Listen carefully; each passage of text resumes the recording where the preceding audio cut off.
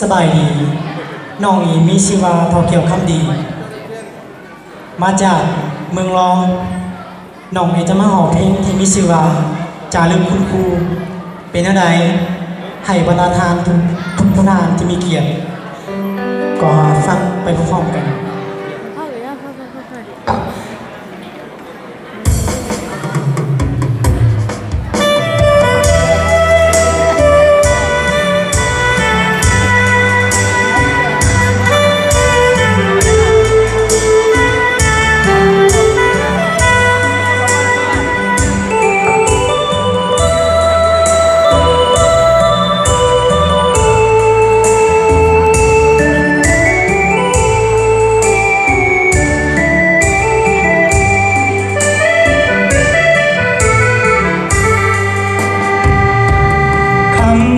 ครู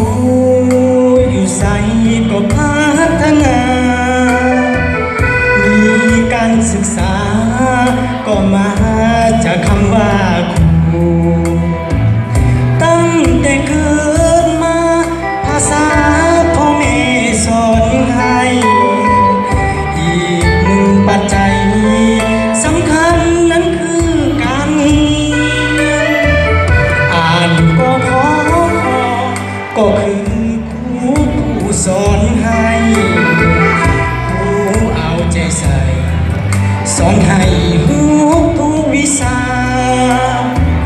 สอนทางความดีดูมันยังจำขึ้นใจถึงจะยากเพียงใดครูบ่ได้น้อยใจท้อถอย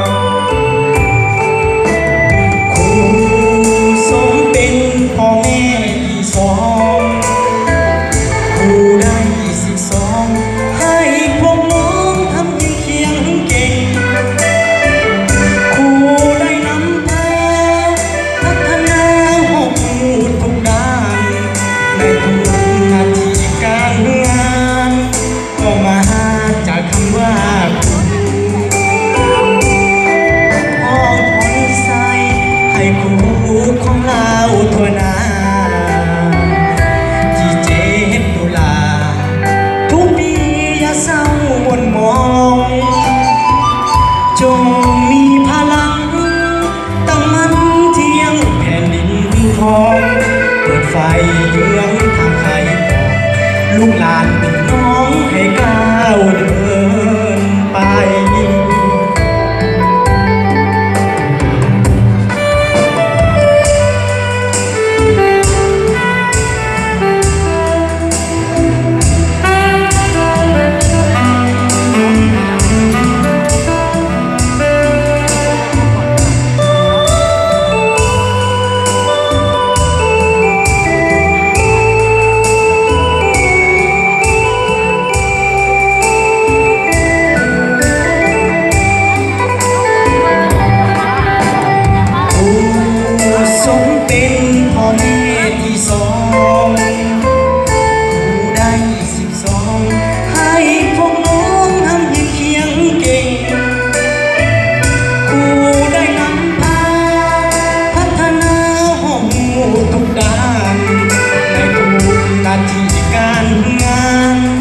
ก็มาจากคำว่าครูก็อวยพรใส่ให้ครูของเราทั่วหน้า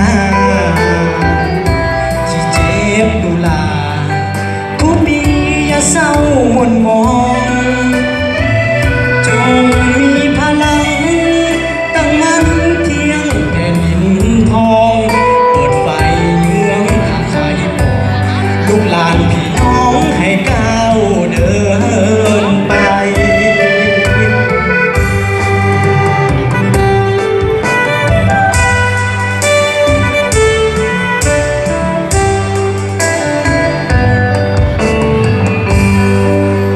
ขอบใจหลาย